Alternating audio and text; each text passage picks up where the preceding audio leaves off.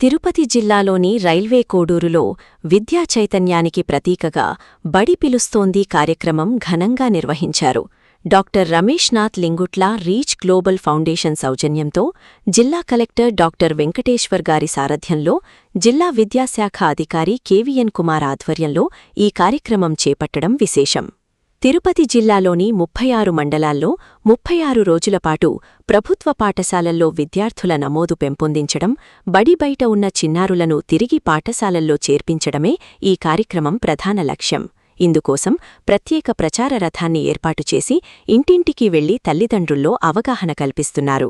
Railway Koduru పట్టణంలోని బాలికల పాఠశాలలో జరిగిన ఈ కార్యక్రమం విద్యార్థులు, ఉపాధ్యాయులు, తల్లిదండ్రుల్లో కొత్త ఉత్సాహాన్ని నింపింది. ఈ సందర్భంగా అధికారులు మాట్లాడుతూ మంత్రి నారా లోకేష్ ప్రభుత్వ పాఠశాలలకు అవసరమైన అన్ని సౌకర్యాలు కల్పిస్తున్నారని తెలిపారు.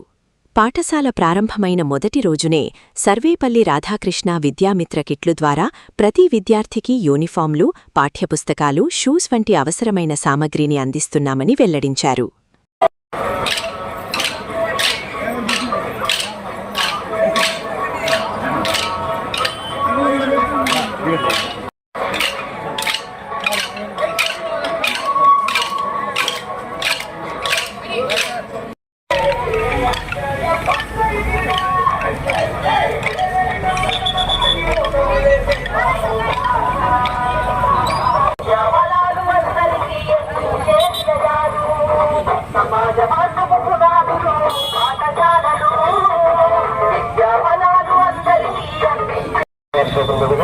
ప్రభుత్వ పాఠశాలలు చేరుతున్నారు.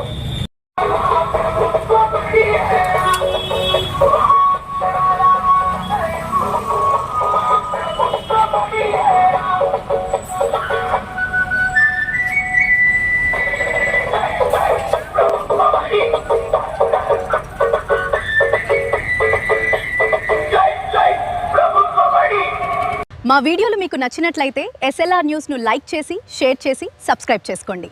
మీ సపోర్ట్ మాకు ఎంతో అవసరం. Thank you.